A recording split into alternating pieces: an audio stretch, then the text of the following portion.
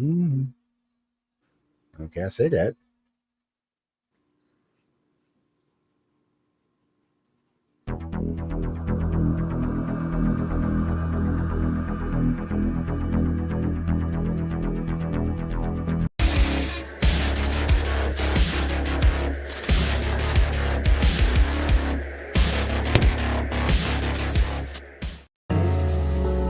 Hi, I'm Brittany Ashley, your host of Breaking Norms, Building Dreams, your guide through this transformative journey in both business and life. This is your place crafted for dreamers, doers, or anyone who has been told they can't. Get ready as we challenge those narratives together. You're tuning in live to the United Public Radio Network, airing on 105.3 and 107.7 FM in New Orleans.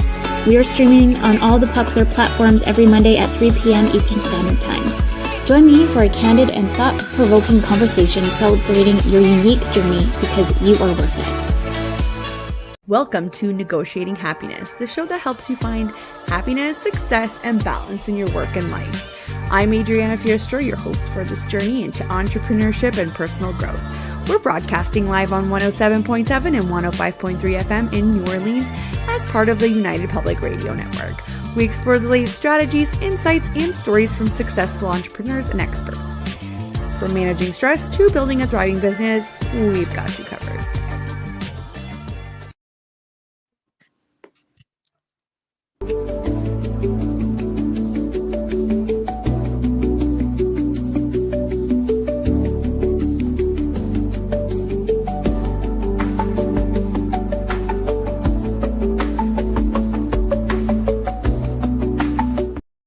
Okay, I hate that countdown thing.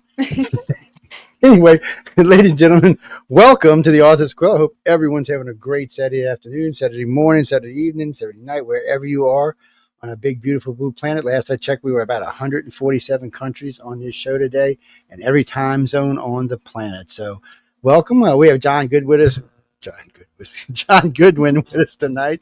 Man, I am tongue-tied. I think I got 4 hours after this show. Oh, this is not going to be good. John's getting ready for the big event. He always looks so good this time of year. He's getting all thinned out, ready to go. He's going to be wearing his tux pretty soon. He's going to be all sharp looking on the stage. We all should watch him present. He does a really good job at it. And, they have to do a little bit more than what the winners have to do. Let's be honest. The winners get up and talk and say their thing, and they can go on their little happy business. But, John and Emily and the rest of the gang have to get up there and actually say something like they know what they're doing. That makes a difference. I always enjoy the gala. It's a lot of fun. It's everybody is so very professional, and even the winners, you can tell, are having a lot of fun while they're there. We also have HeatherAnne Lee with us, who somebody told me she's an illustrator winner. So HeatherAnne, how are you today? Hi, I'm doing pretty good. My dog just walked in, so I do apologize if he's we're a pet-friendly show. The whole network is pet-friendly, to be totally honest with you. You may see later on you may see some black spot move on my shirt later. That's my black Chihuahua who thinks she thinks she's famous. So HeatherAnne goes to the Savannah College of Art and Design. So there's 3 of you from SCAD this year, HeatherAnne, or just the 2? I think there's 3 of us. Yeah, I think so too. There's me, Jordan, and then I think there's a grad student that I haven't met before.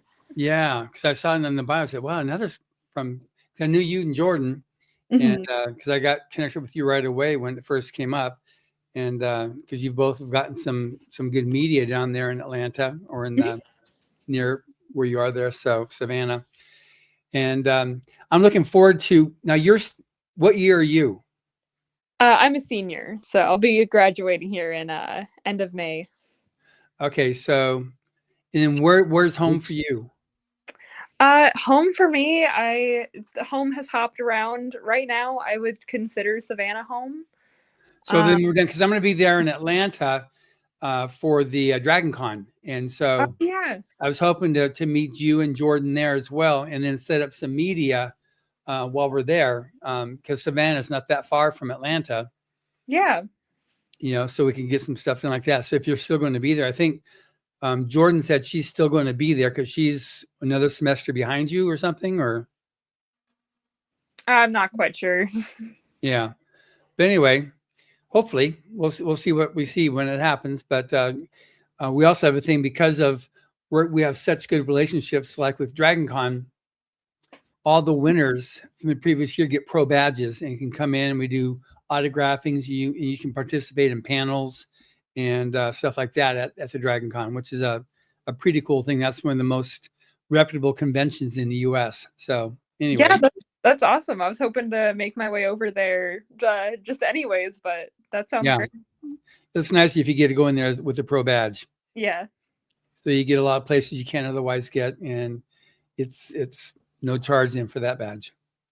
Yeah, that's awesome.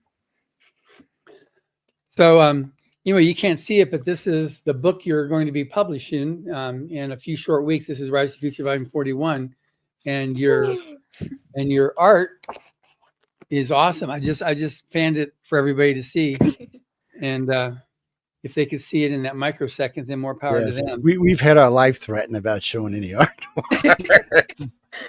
Yeah, we're not going to say who it was. We're pulling the art reveal up, so it's going to be on Sunday. So just after the illustrator workshop starts, after they will have been started for an hour or two, then we're going to then make a longer lunch, and we're going to have the art reveal at the beginning, so that we don't have.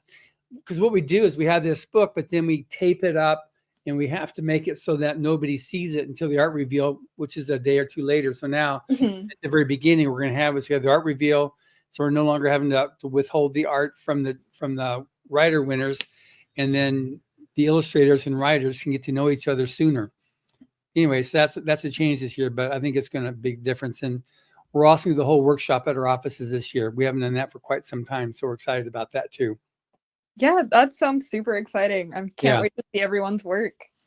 Yeah, no, it's great, and I'm sure you've heard about the art reveal. Joe's been there 4 or 5 times. I love the art. Yeah, it's always great to watch. It's always great to watch. It's always great to film. It's just wonderful to watch people, how they connect, how they find their artwork. It's always fun to watch the authors hunt down the illustrator, for lack of a better way of saying it. There's a lot of tears, a lot of smiles, a lot of laughs, a lot of tears. Yeah, it's a great event to watch. It is. I know it gets a lot of attention when we rebroadcast it later on.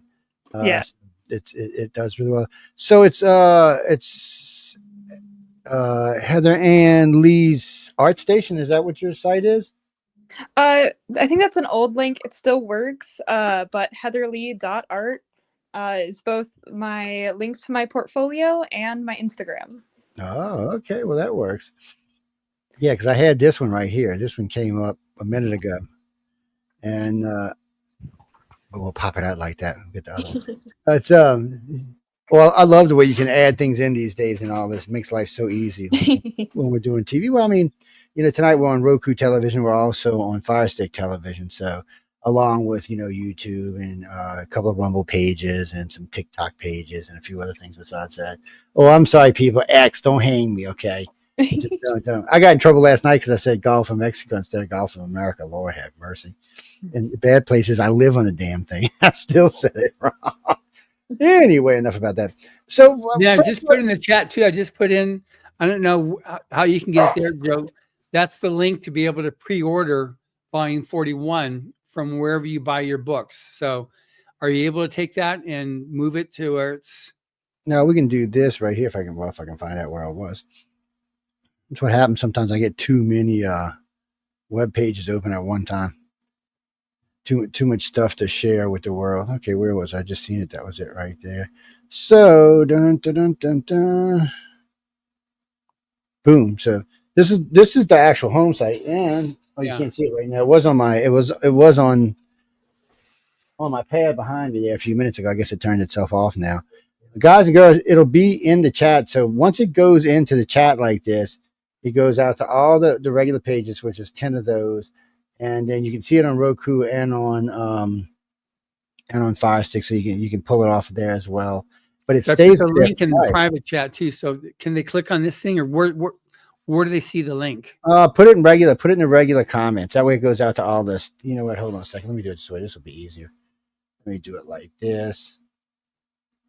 Jeffrey, I'm going to ask for that in just a minute. If you give me a second, let me put this in here like that. Boom. All right, so it's going to see now it just popped out to all the different feed pages and stuff. And then whatever else is feeding off of those pages. That's what's so weird today when we do radio and TV. It's not like the old days. It used to be, you had one little page and it went out to one little page. So SoundCloud alone goes out to 16 different pages. The way this is set up, the 8 we have here, the way they're set up, I think they go out to about 46 different pages or 44 different pages. It's crazy. So when you put it on one page, it goes out to everybody, which is really nice. It's way better in the old days when you'd have to sit and type your little brains out for an hour and a half. So anyway, HeatherAnne, let me ask you, first off, how did you get into art? Well, what made you feel like you could be an illustrator or an artist? Well, genuinely, as soon as I could like pick up a crayon, I have a story I like. You weren't one of them kids crayon up the house, right? Were you like? No, I was good. I was always on paper and coloring books. But a story I like to tell is I still have one of my old like notebooks in second grade where they have you like practice writing. And on the first page of that, they had asked, like, what do you want to be when you grow up? And I had wrote down on that page, and it's all that's on that page, is I want to be an artist. So since second grade, my mind was made up of what direction I wanted to go. And then it's just been how to get there. Shit, girl. I'm 60 and I can't figure out what I want to do. You're doing good, man. That's how I can say.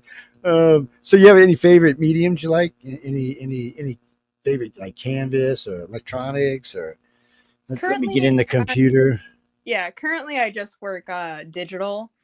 I do try and get into painting every now and again, but as time allows with SCAD work, a lot of it's very fast paced to get things done. And the digital format is the best way to do that.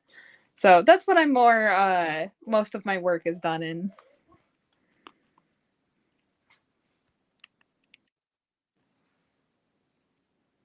I think you might be muted.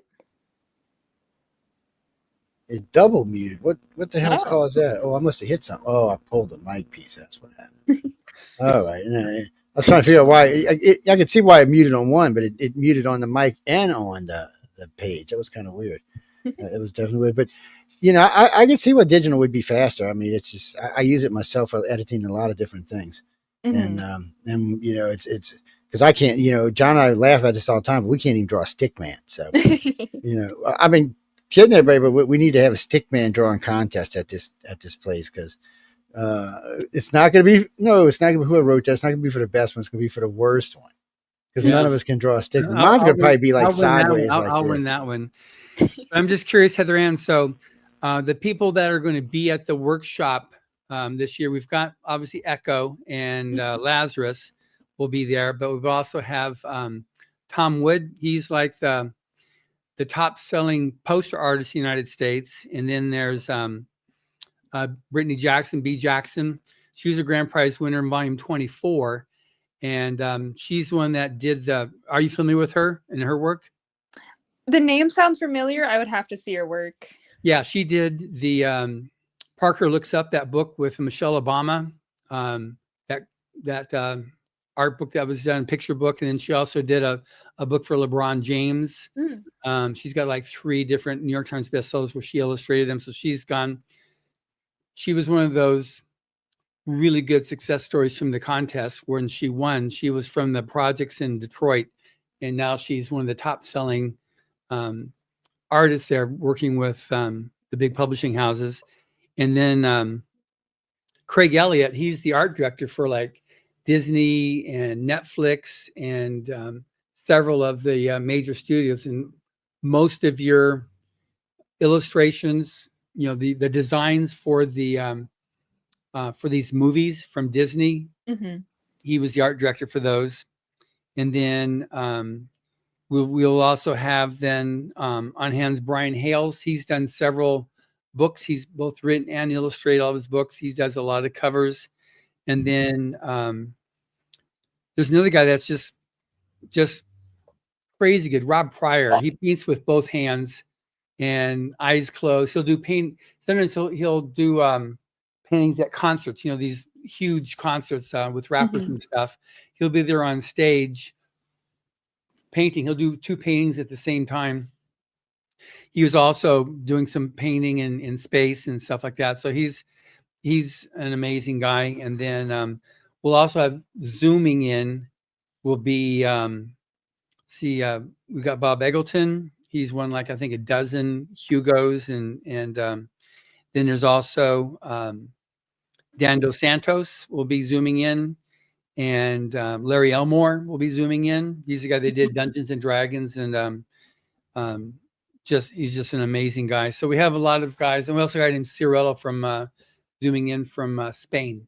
So that's and then the thing that usually, I mean, because you're gonna have there's a whole section, a whole day session that you're going to be going to Rob Pryor's studio, but then you're also going to be doing live model sketching at the workshop as well. Echo runs that, so you'll be doing some live models, and then there's the portfolio reviews, which usually knocks up as the one of the best things for the illustrators is like, how do you create a good portfolio? How do you do one? How do you create different portfolios? And then just getting the critiques from these amazing best-selling and respected artists, you'll get that as well. So that's one of the things that just really, is a big thing. So anything in particular that you're most looking forward to?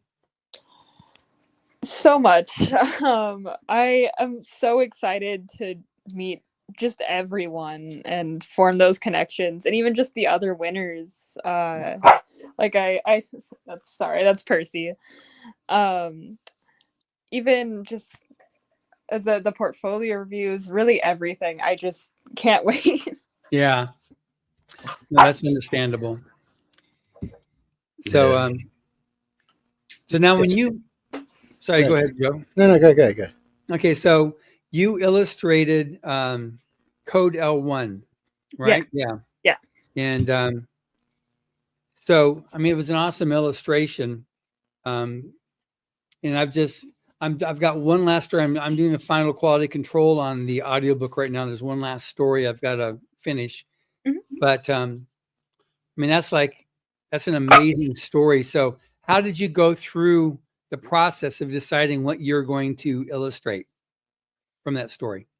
Yeah, so while reading the story, I was taking notes. I went through and I was highlighting the different scenes, and I had a different highlighter color for the setting, for the characters, for important story beats. So I went through and I highlighted everything that would be relevant. And from there, I kind of narrowed down on what was my final design.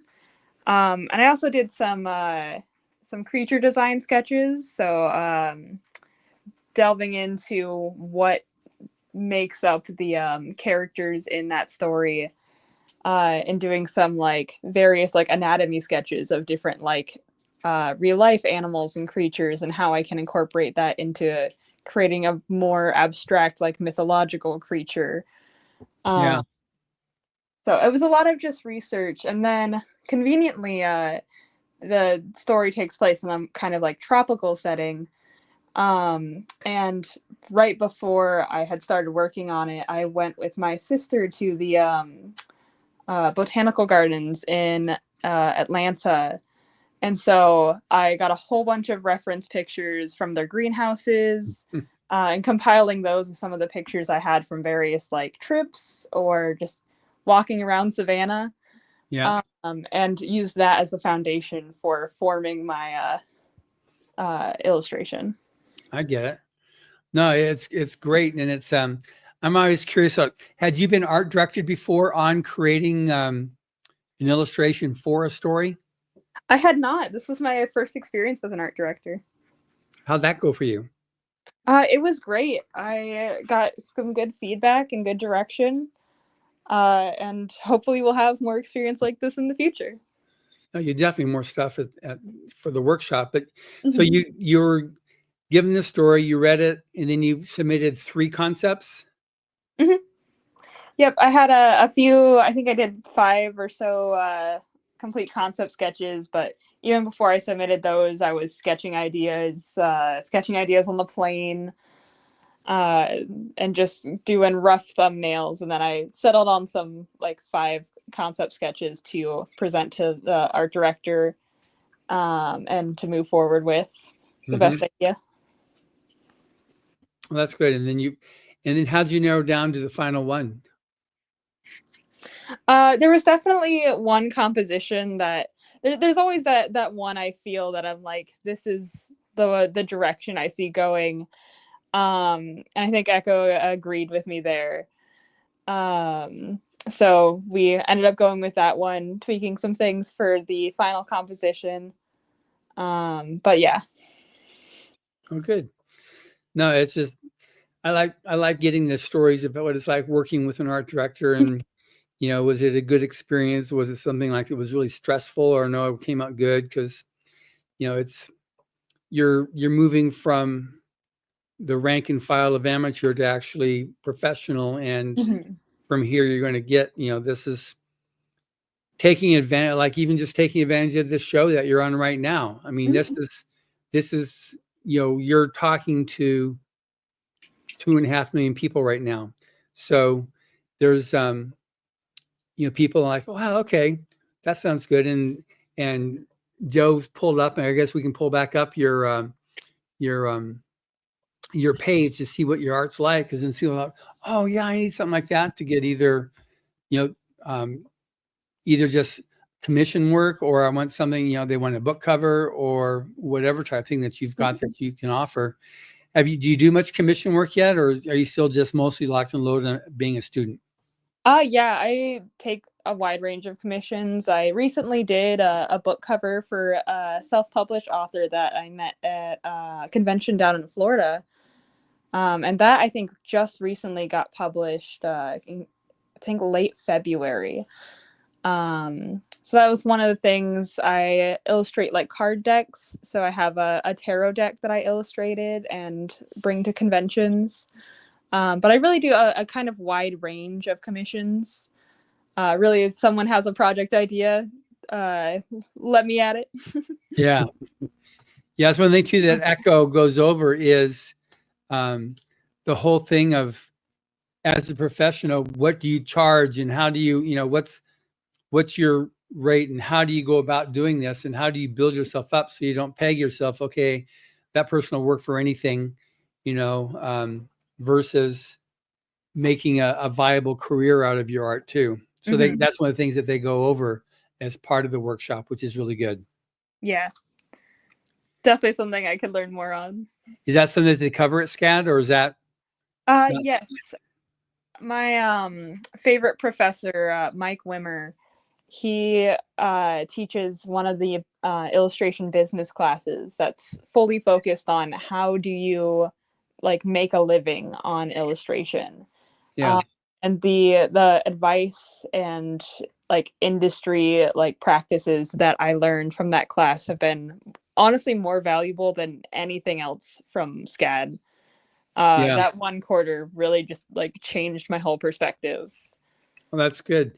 Yeah, we have an essay in this year's Vine with Tom Wood talking about, like Hugh, he was an artist, no matter as a kid, and there he went to a very, very small school in the Ozarks, and he was the best. And then when he finally got out to being at a school, he was like, fortunately, he maintained his humility, because when he went to these other schools, you realize he was, okay, being the best with 36 students is different than being the best with, a major university. But, he just kept on applying himself. But just how he went from being, like you said, he was going to be an artist from the very, very beginning. And his parents were supportive of him doing that, and how he worked himself up and just followed that path. When a door opened, he took that step in there and just kept on moving forward.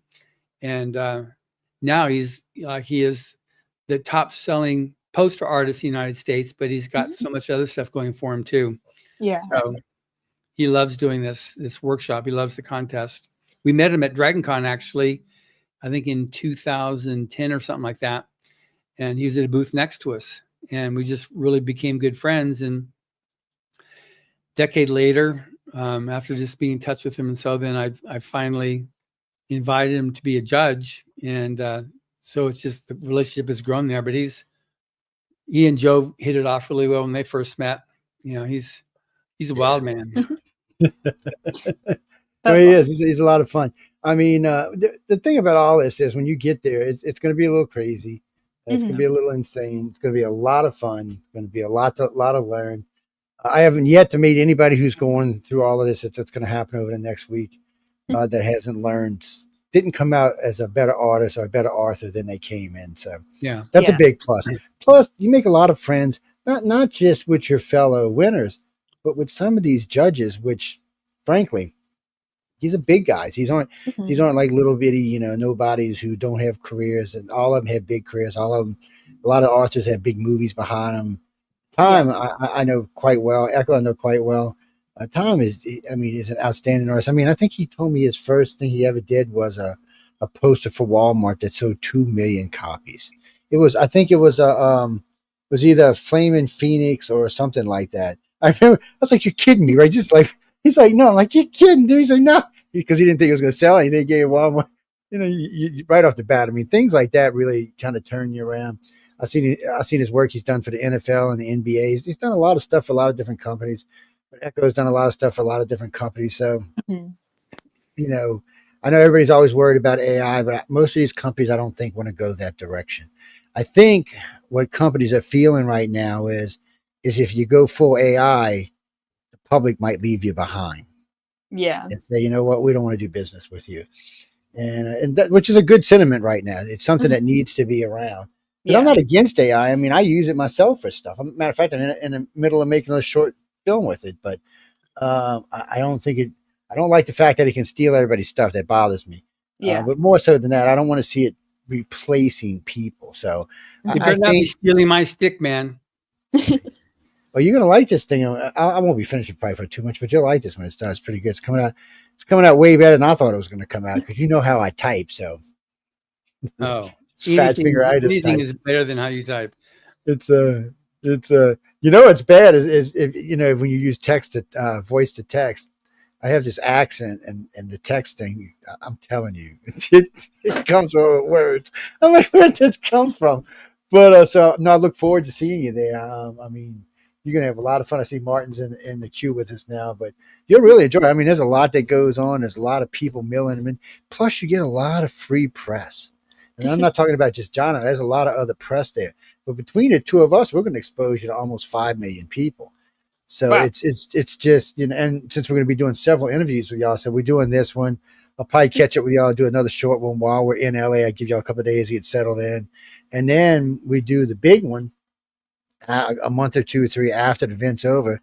So you can just come sit down for an hour or two, depending on what you can handle. And we just talk about the whole thing from start to finish. So, and we'll have your artwork up. We'll have your sites up so you can just go through what you want to talk about. We'll have your camera on so we can see your art. Your face. Well, by then we'll have lots of pictures of everybody then anyway. So it's and all I can tell you is don't be camera shy, because there's gonna be lots of pictures going on. Everybody there is taking pictures. But nobody does bad pictures. We all throw those away. We're all trained. Well, all of us are trained. Just goodbye bad pictures. It's because you get those pictures where your mouth's open or something, or you're scratching your ear or something, and things like that. But I see we got to drop Martin up in here. Who is this guy? I mean, y'all know this guy? Do we know this guy? I believe so. He's sure. He's one of my favorite dictators that I know. Hi, all. Hey, Martin. Thank you, HeatherAnne. We appreciate you stopping by, baby. Can't wait to see you. We have the disembodied person of HeatherAnne Lee, who's a winner, an illustrator winner in volume 41, who drew herself. Savannah College of Art and Design, SCAD. Nice to meet you, HeatherAnne. Nice to meet you. I will be seeing you in about a week, because I will be there to do the blog for the illustrators and sort of help you find your way around. Thank you. Super excited. Yeah, Martin, you were a writer winner for volume 31. 31. So this is a 10-year anniversary for you. It's hard to believe. That's so cool. Yeah, it's been a while, huh? And I keep coming back to help because they have helped me and I have loyalty back to them. It's very much appreciated. Nothing wrong with that. It's always good to be paying things back or paying them up or paying them forward. Janine, what do you mean? No, you can't go. I'm sorry. It doesn't work that way. We get at least 5 questions every week about that. No, you can't. I'm sorry. You can if you win, or if you're an ex-winner, or again, I will say this again: if you donate John $1 million, just don't forget my 10%. I want my 10% here. Let's not forget that. So you might as well make it 1,000,001 because I want 100 G's out of this. Am I serious? If you've got $1 million, yeah, I'm serious. I'll talk to John if you got a real $1 million. Other than that, don't bother me about it. Get out there, draw something, write something, submit it, win like the rest of them have to do. Yes, I mean, get out there. It's a lot of fun. Like I said, there's a lot going on. There's a lot of fun. So Marge is going to be out there causing trouble. I know how he is. Yeah. So I'm just one last thing, Heather, before we lose you. Yeah. So, how did you learn about the L. Ron Hubbard Illustrators of the Future contest? Yeah, I actually learned about it at the end of high school. I graduated a year early, so I think like 16 at the time. And you're one of those kinds of people. Okay, y'all better watch out, guys. And I was looking up some scholarships for going to SCAD. And it was just on one of those scholarship websites. I stumbled across it and was like, this sounds right up my alley. I love doing fantasy sci-fi. So I applied that year, didn't get anything. And then I think I applied. Percy. Hey, buddy. That's a good baby dog. Sorry, my corgi is getting impatient with me. That's a good baby. And I think I applied one other time a year or so ago and kind of forgot about it. And I got one of those like reminder emails like, hey, you should apply this quarter. So I did, and here we are. Well, that's great. Are you familiar with L. Ron Hubbard, with any of either his art or his writings? A little bit. Not as much as I should be, but a little bit. Yeah, I sent around, or I had Joni send around a book to everybody, because that's what you're going to be using as some of your course activities. But he was one of the most popular writers during the pulp fiction era, 1930s and 40s and then 50s. And that's why he was able to start the contest with such authority, because he published. He was able to write. He did scripts for Hollywood for movies, and then he also did a lot of stuff working with artists and with art. And so it's just, he wrote music, poetry, a lot of poetry. He was really into the arts and supporting artists, and saw that as so important. So that's part of why, this contest is created, and why it's maintained, is because, rewarding the arts was a really important thing to him, and putting for the future of that too, because it's a level playing field, because all the judges ever see is just your work in a number. So, you're up against it with everybody else, and everybody else is against you. So based upon the quality of your work and the creativity, then Echo is able to pull through. And this year we have winners from 5 different countries. Last year it's from 8 different countries. Overall, we've had winners from 50 countries. So, and it's all types of art. I don't know if you've seen other books before, but the types of art is just all over the books, based upon what country they're from. What's the ethnic art from China or Korea or Vietnam or South America or Central America. They're all different. So that's really cool. And then we have some winners that do the traditional painting, and then others that prefer doing do you do Photoshop, or what program do you use? I use Clip Studio for the most part. I dabble in Photoshop when I need to, but I find Clip Studio's painting engine to be easier, right? Because Photoshop's a pain in the. Never mind, I'm gonna say that out loud. But it's well, you're probably way better at it than I am, but I've been fooling around with it. She won the contest. Well, she sounds like she's younger than I am, so I've been fooling around with this thing since it came out, and I still can't bleep and use it correctly, because every time I master one, they start a new one. I'm like, stop it. Yeah, they broke the like color palette for a while, and yes, I don't know what it is with them. Just leave it alone. You get, especially if you got something that works really good, don't blanket with it. Okay, just leave it alone. No, that's not gonna happen. So, yeah, but I do use it when I have to. I'm probably nowhere near what you can do. You're absolutely nowhere near where she is. I have to cheat. I use PicMonkey. PicMonkey helps a lot because I can go in there and edit stuff pretty easily, and then I can tell it stuff that I want, and it'll go find it for me. It doesn't make it for you. You have to put it together yourself, but it's not actually have to do any drawing. You just put it together. You take it and you drag the tail over and put it in the back. That's right. You put it there, put this there, put this over here. I mean, you make whatever you want. You just can't, I could draw an eyeball. Yeah, I could see that. It'd be this big around. Oh God, it'd be horrible. Glenda, we're talking about writers and illustrators of the future. Yes, they have a big event coming up in not very long, 2 weeks. Yeah. And no, you can't come, but all you got to do is write in, go to writersofthefutures.com, join, win illustrator or win as an author, and come by and hang out with everybody. Yeah, it was a contest created in 1983 by Owen Hubbard, and it's free to enter. And it's open to amateur short story and artists from around the world. That's this year's volume. That's going to be released. Oh wait. Okay. There's no entry fee, and it's open to anybody. So we've had winners in their 60s and 70s, and we've had illustrators. I think it was as young as 16 or 17. So it's all over the field. It's just all the judges, they have no idea when they're judging your story, where you're from, your age, nationality, ethnic, and nothing. Look at that. Ooh, no, I'm cheating. No, anyway, somebody asked me your book. Yeah, somebody asked me where are the illustrated pictures? So they're in the front of the book. No, I can't show you one. You're trying to get me killed. Emily will knock me in the head. She sure would. These are from book, what am I in? 36. Yeah. Oh, yes, a great cover. Look at it. But this is book 36. Yeah, it's available. That was painted by Echo, that cover. Yeah. Yeah, I love Echo, whoever that strange woman is. You can still get these at galaxypress.com or Amazon, anywhere like that, so you can get it. But the one you want to get right now is the one I just had in my hand. 41, which somehow I lost it right here. There it is. So you want to get this one right here. I didn't notice something. I don't see no lightning in here, man. Where's the lightning at? There's no lightning there. Yes, on the picture on your website, you got lightning in there. I know, I notice everything, man. Come on. I notice everything. I can't help. If you take the whole book, look at the back of your book there, Joe. Oh, that don't count out, man. You don't expect me to flip it over and stuff. Get out of here.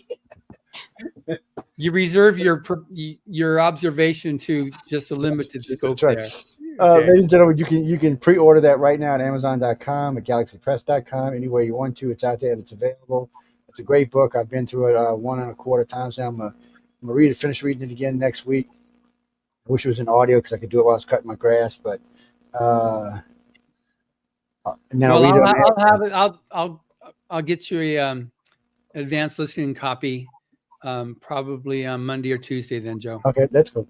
It's no, this one I can't give away, guys. This is just a copy. It's a reader's copy. It's not besides that, I'll get it. It says advanced reading copy, not for resale. So this is something that.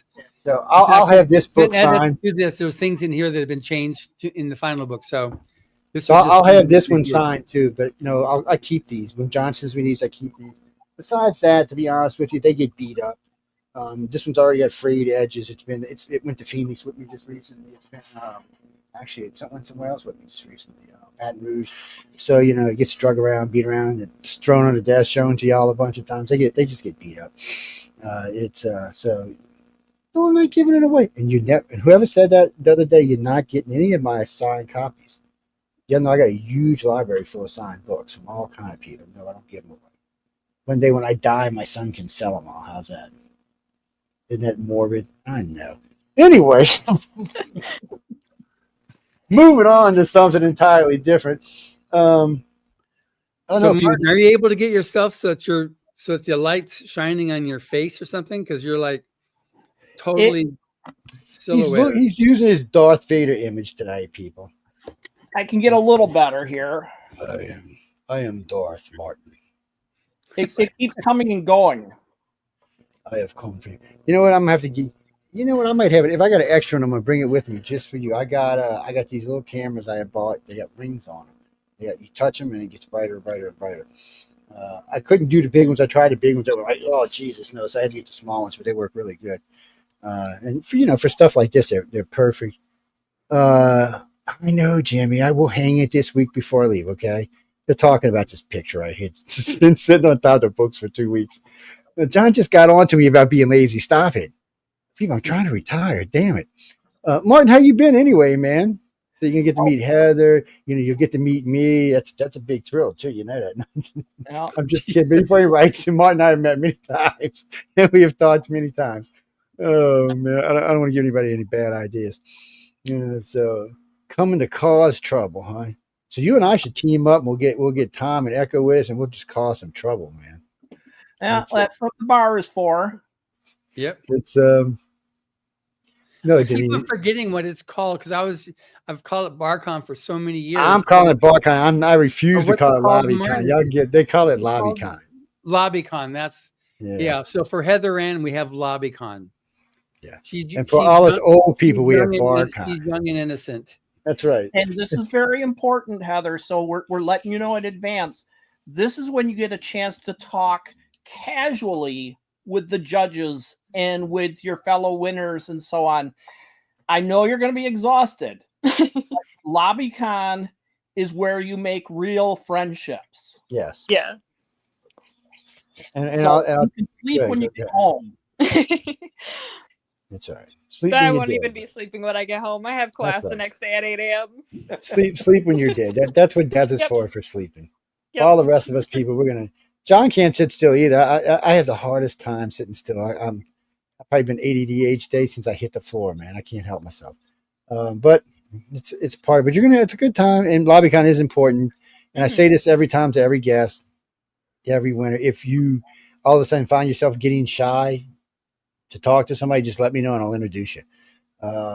It's one of the things I do. I introduce them all the time because I'll walk right up and start talking because all the judges know me, so they already know I'm a pain in the you know what. So I said, I'll just come to introduce you to such and such, and I just want to say hi, and then I go do something else with myself, unless it's something I'm interested in. So it's a good place to meet everybody. It really is. There's a lot of talking going on down there. There's a lot of stuff going on. A lot of people eating, some drinking, but mostly talking is really what goes on. Mm-hmm. Yeah. Yes. Now, one thing I like with Martin, because this is 10th anniversary, but he comes back because, and it's just, he's been an amazingly gracious person about the contest and paying it forward. But what's been your timeline? And just, Martin, if you can't explain, because we have, like I said, 2.5 million people listening right now, what the concept is created by Owen Hubbard and what the contest has actually done for you, but also just for science fiction fantasy in general.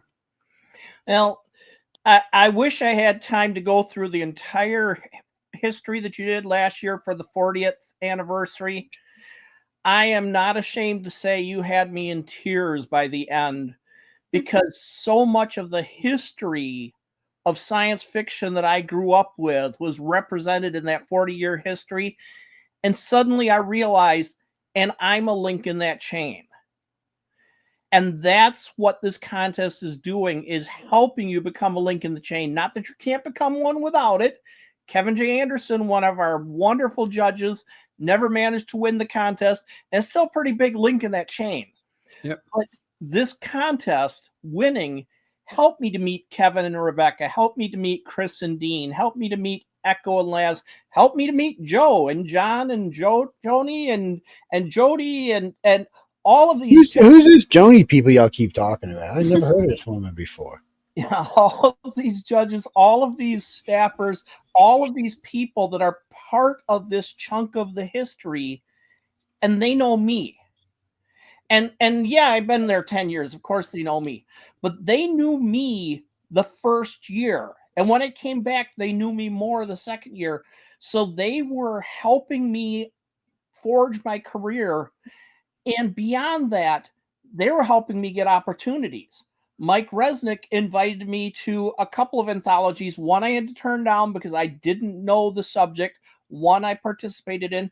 Kevin J. Anderson invited me to publish a short story collection with his Wordfire Press and to co-author a book on dictation with him. I've had opportunities come from this, and I've had friendships come from this. That it's the line between student and mentor blurs radically through this contest, and it becomes peer and peer, and eventually friend and friend. So that I can contact these people and like, hey, I'm running into this. What do you think about this? I can ask the judges directly for feedback on things. I don't want to bug them, but they want me to bug them. That they will want you to use them as a sounding board and a mentor, use them as a sounding board and mentor, and eventually as a friend. These are connections that are all in one place as part of this contest that you'd have to make individually throughout your career otherwise. So it's like you're standing in the middle of a nexus of all of this history of science fiction and fantasy. Which is absolutely true. Absolutely true. And one thing good is also, because as the family continues to grow, the number of people that were able to like participate, like we have 2 keynote speakers this year. One is Cyan Proctor. She was the call sign is Leo, but she's the first African-American female astronaut who piloted a ship, and she was on this is a couple years ago, but she won the ability to do it because it was a private thing with what she did. There was a civilian inspiration for, I think it was, and with SpaceX, and she won her seat in there because of a poem that she wrote about space and whatnot. So she's an artist and she's a poet, which is just like amazing. And then we also have, I'm trying to pull up all of his credits, but we also have Ron Clements, who is also a keynote speaker, and he was the director for Disney for, let's see, the movies that he's got credits for having directed, or maybe you've heard of them.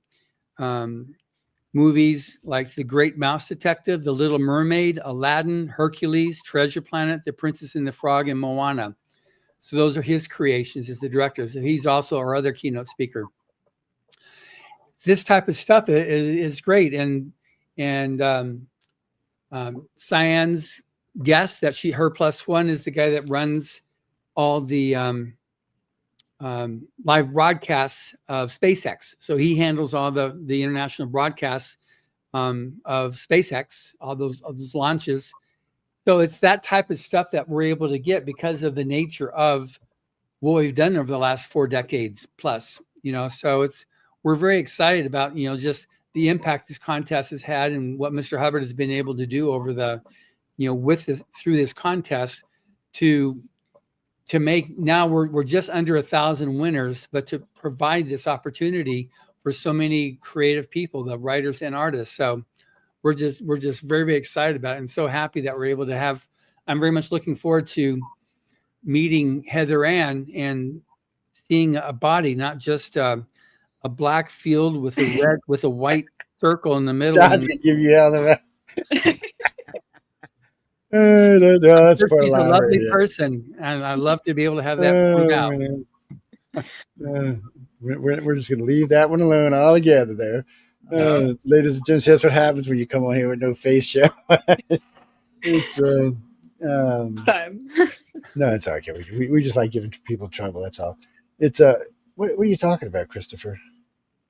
Oh no, Martin. No, what do you mean 10-year anniversary? No, he's talking about as a winner for Writers of the Future.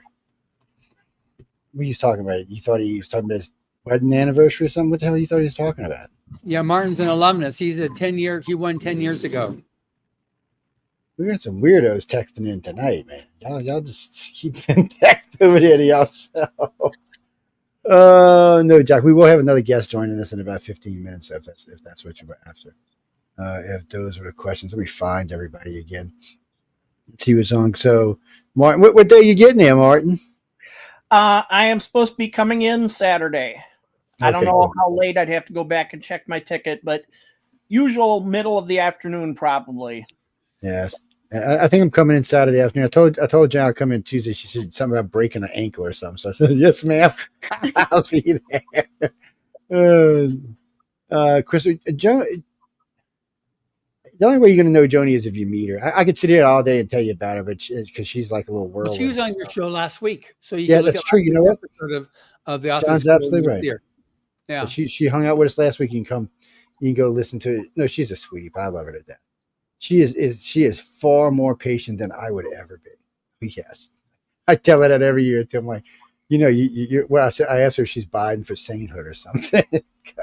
She's very patient. But that's the person you want to hear from if you want to be in the contest. That's the woman you want. You want to see that name come up. How'd it go for you, Heather? Yeah, HeatherAnne. So how'd it go when you got your phone call? Was there any significance to it? Did you recognize, or did you put two and two together very fast? It was.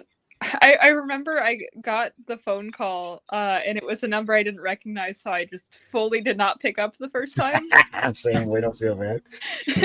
So I listened to the voicemail. I was like, oh wait, I need to call back like right now. And then it was about a week later.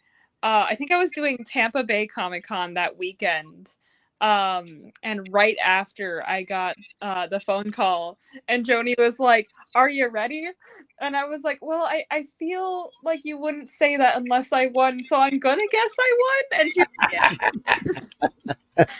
"Yeah." So disappointing and be, "Are you ready? Better luck next time." Yes, you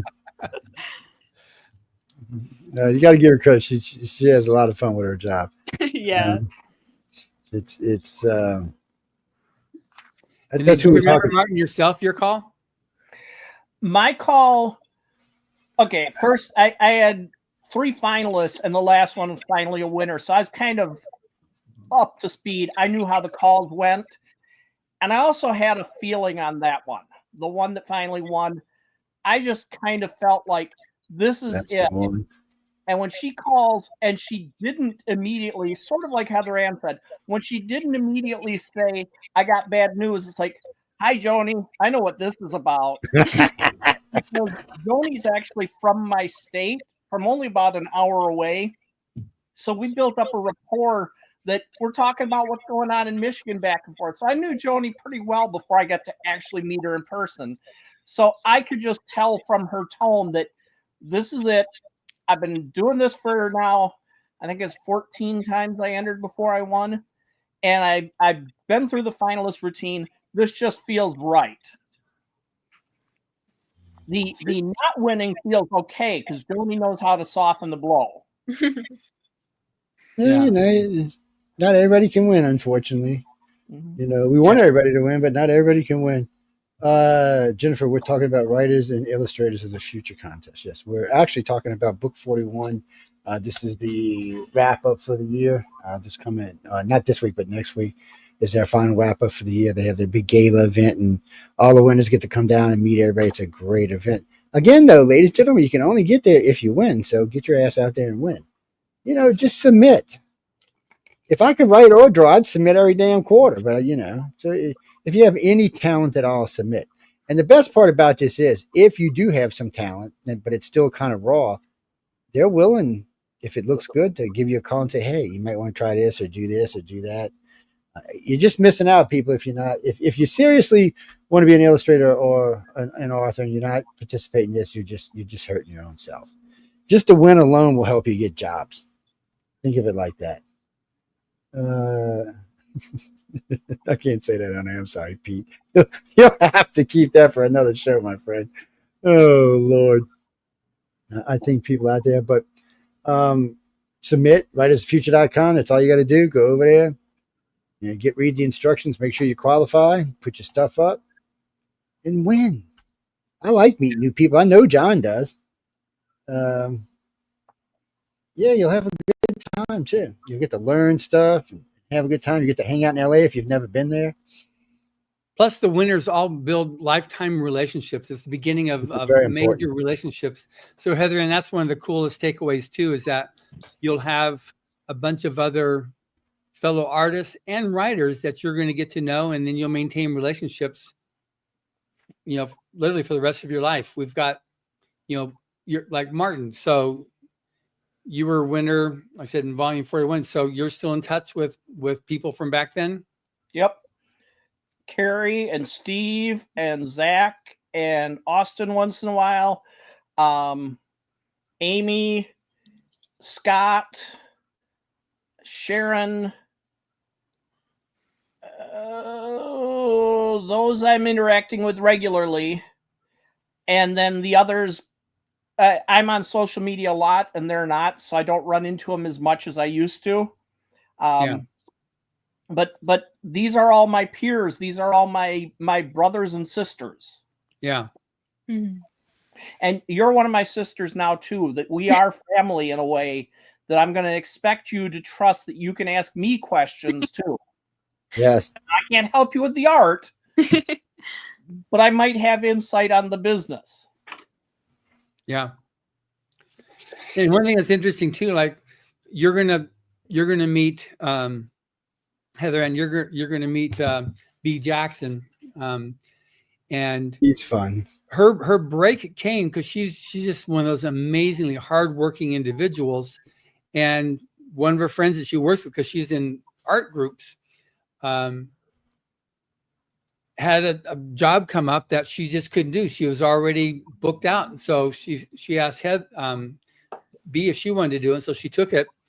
And so you're going to find stuff like that where you're going to have other people, when you start building in this relationship, that you get to be friends, that they get to know you, you get to know them, and opportunities will come up where they're like, okay, good. I can't handle this, but I know somebody else who can, and they'll tag jobs over to you, and you'll be able to tag jobs over to others as well. And some of the winners end up getting jobs from the judges, that are. It's true too. Yeah. They just, okay, look at, so I need another artist that does what you do. And so let's give it a shot, so that happens with considerable regularity. I know, James. No, he's serious. A lot of them get jobs from the judges.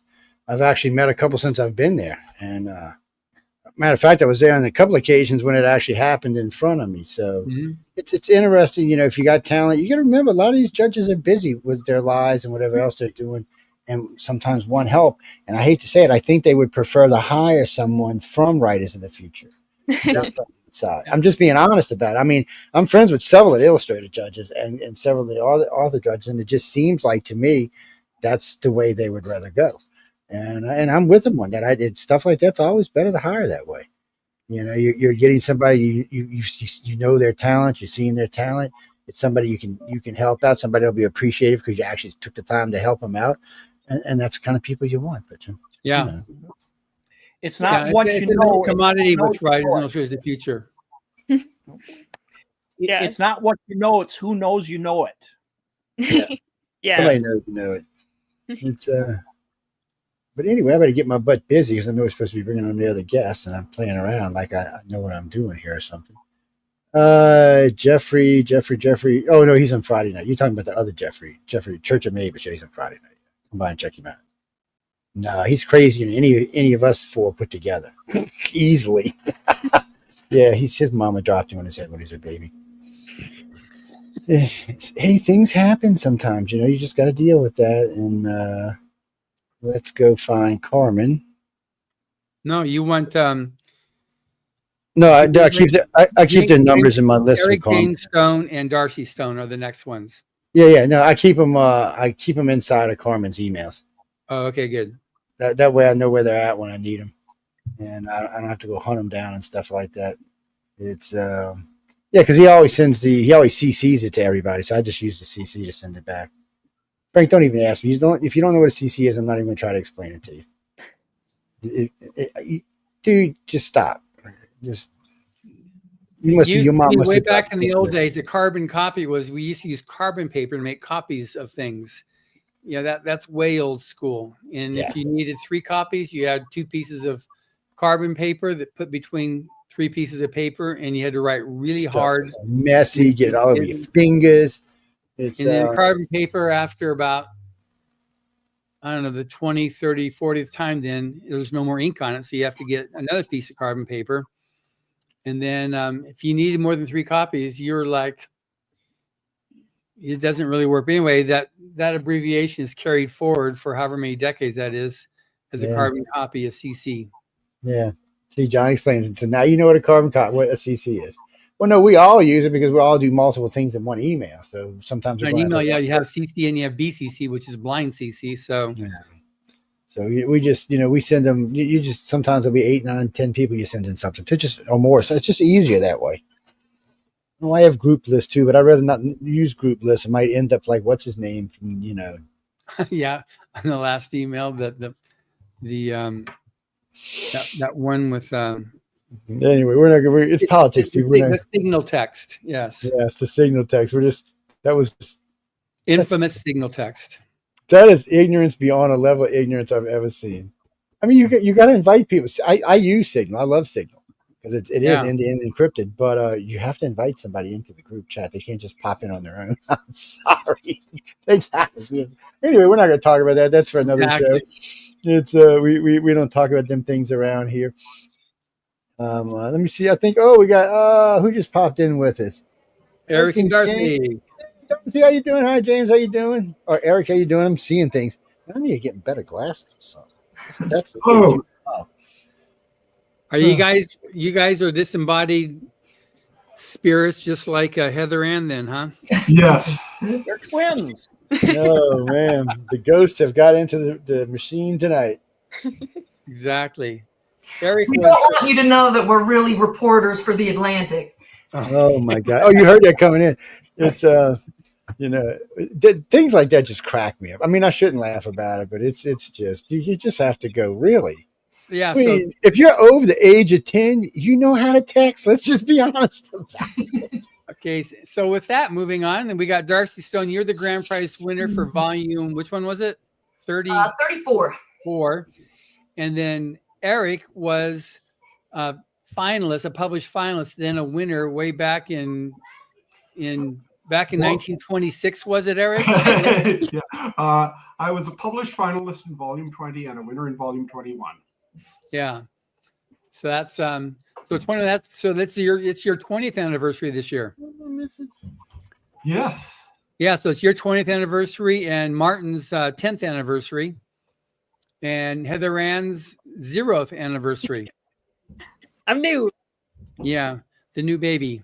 Yep. Yes.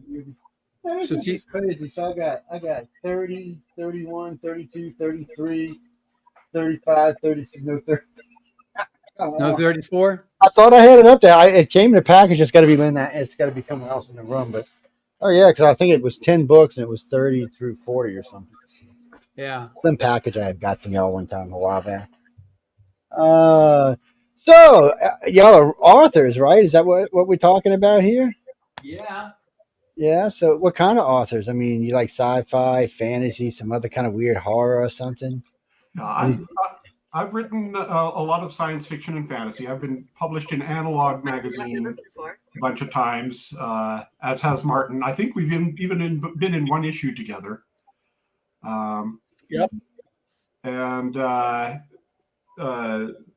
so yeah, science fiction and fantasy is my main arena. I mean, just ordinary everyday science fiction, or because I'm a big fan of near now science fiction, to be honest with you. But and I hate saying near now because near now to me is like 80 years to like 500 or 600 years, 400 or 500 years.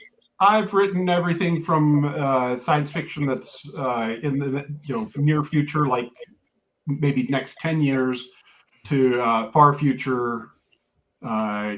With galaxy spanning civilization and stuff like that. Yes. Well, I like all sci-fi. I'm not going to lie. I just have a preference. Oh, you found it? This is volume 34 that Darci was published in, and her story was the Mara's Shadow was illustrated by Quentin Glean. And so her story was the grand prize winner. And that was also the year that you have Bruce Bernise, who's been very active, and he's in almost all the different panels that we have when we go to various conventions. We see him around. And this was also, let's see, we also had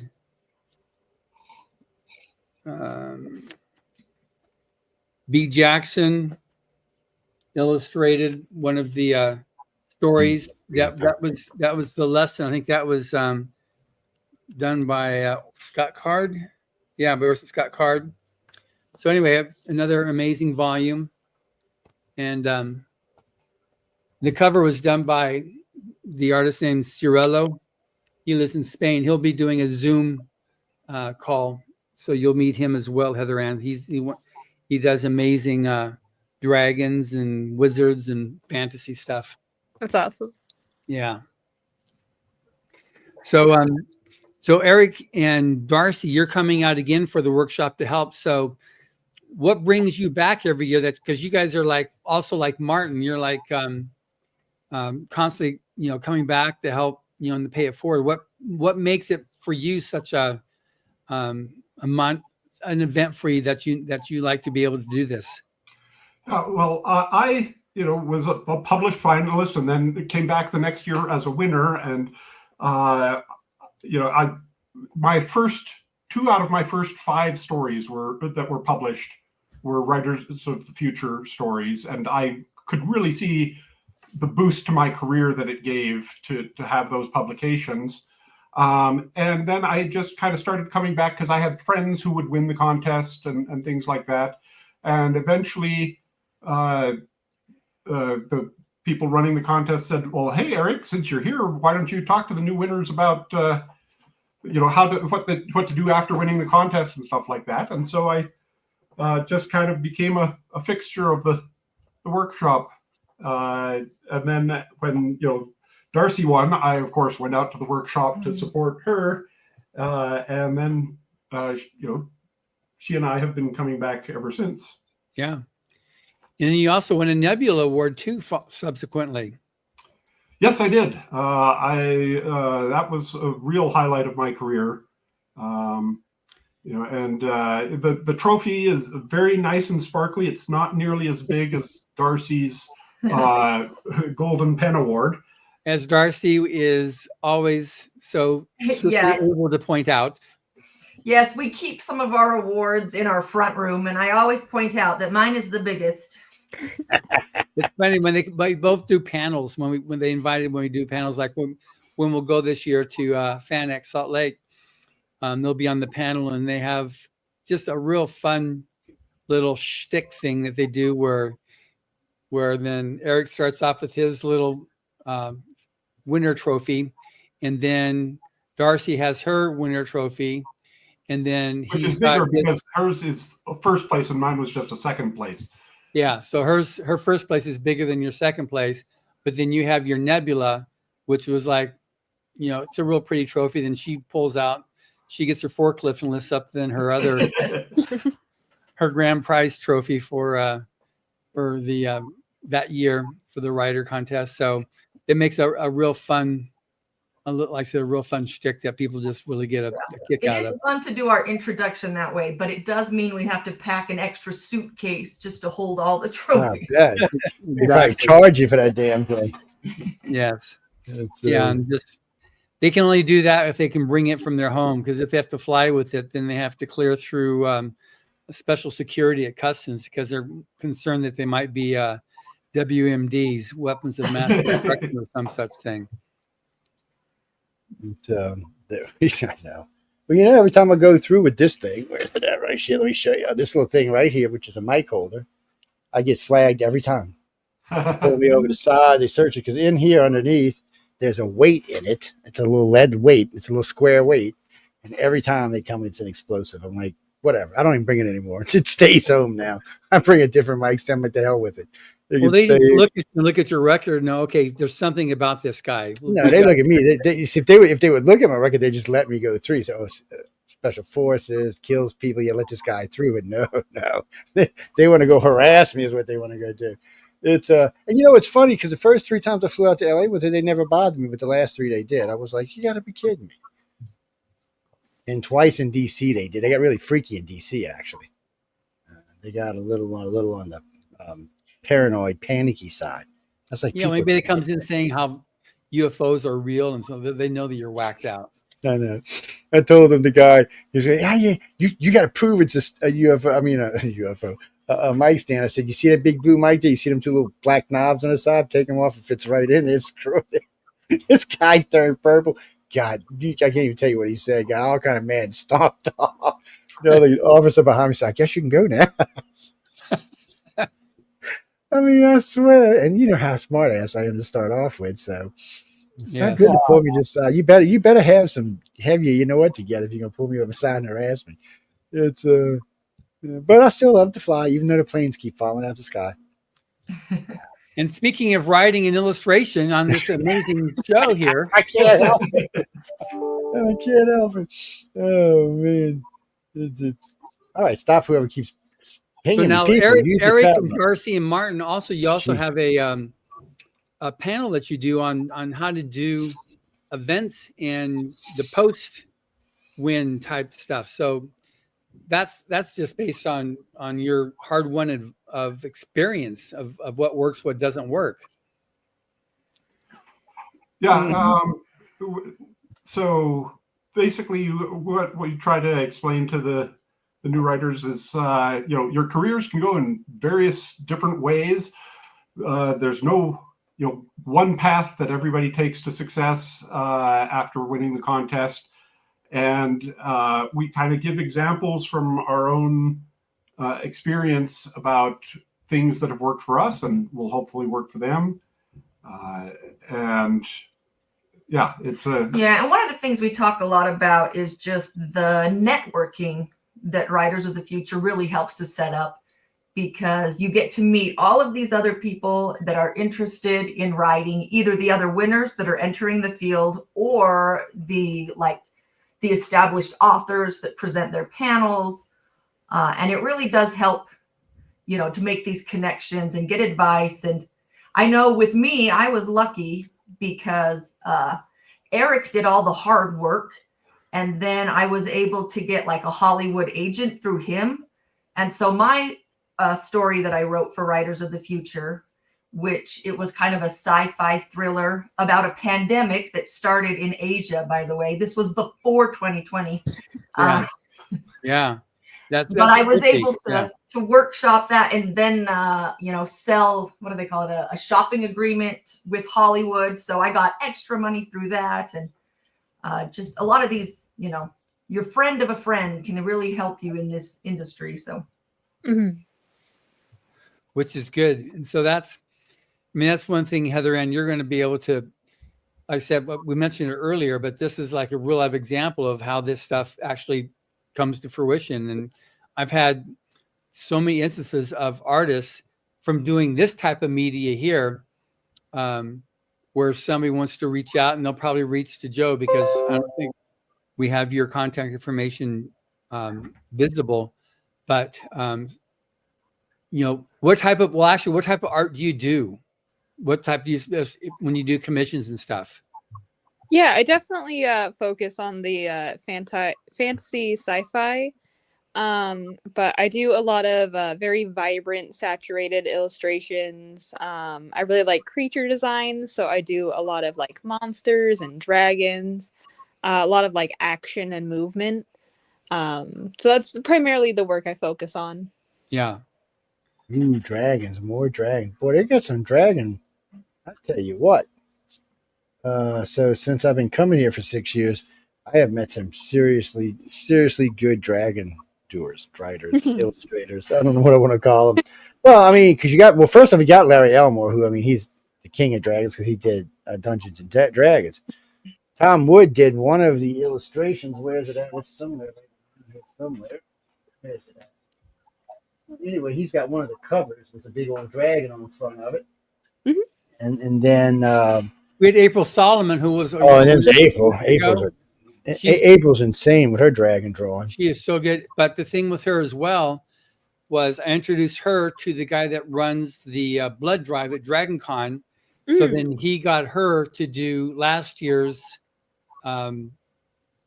T-shirt art for anybody that donates blood. Then she painted that T-shirt, so that gave her that commission for there.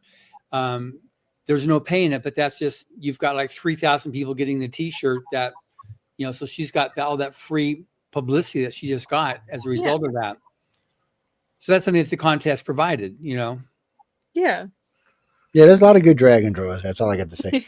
I keep picking on them. One of these days, I said I'm going to put together 3 of the pros and 3 of the winners so we can do a little donation for somebody, maybe for St. Jude or something. But if I ever, now that I'm semi-retired, I might have more time. I don't know. It doesn't seem like that for some reason, but we're going to try. It's, but I love coming out. I mean, so many great people. There's so many good people out there to talk to. You've got winners from the past. You've got judges. You've got fellow winners from now. It's just so many connections to make that can help you in the future that it's not even funny. And like I said, so many of them stay friends for so long. There's lifelong friendships made there, and it's interesting to watch. It's also interesting to see who pairs up with who and who makes friends with who. Yeah, and I know it's fun to watch some of the careers of like my fellow winners. Yep. Because the year that I won, there are 4 finalists there at the end. So you kind of have a love-hate relationship, right? Because you don't know who the grand prize winner is yet, but you know it's going to be one of the 4 of you. And in my year, I know 2 of them have gone on to publish novels. I think Jeremy Grotenhouse has done some fantasy novels. And then one of the other winners in my year, Vida Cruz, she's from the Philippines, and I've seen, she'll post on social media different anthologies that she's publishing. And so it's fun to kind of keep tabs on each other and see how it's going. Yeah, because a lot of them are getting good, profitable careers. So I always like watching them. Besides, you never know which one's going to hit it big. Well, I know that person. Yeah, they just wafted out big. You don't know who it is going to be. Yeah, and it's never really been like, okay, the grand prize winner is the one that has all the doors open for him. It's just anybody that's publishing this book, its doors opened. It's like, and I've rarely picked, what's going to be the grand prize story, and even sometimes the first place for the quarter, like, well, I like number 2 or number 3 in that quarter better, but I'm not a judge. Everybody's got their own taste, so nobody here in the contest has any effect or influence on the judging. It's all done by judges. Ain't that the truth? I ain't picked it right yet. 6 times I got it wrong every time. That's how I feel about the art. I have notoriously bad at trying to predict the art winner for the year. Either one. I can't get it either. I'll go in, I see all this stuff, I think, that one's definitely going to win. That one's nope. Oh, that story's definitely going to win because I read about nope. I'm like, damn, I'm just going to give this up. Obviously, I don't know what the judges want to know because. So somebody asked me last year, you think? I said, you don't want to know who I think is going to win because they're not going to win. So if it's you might be upset.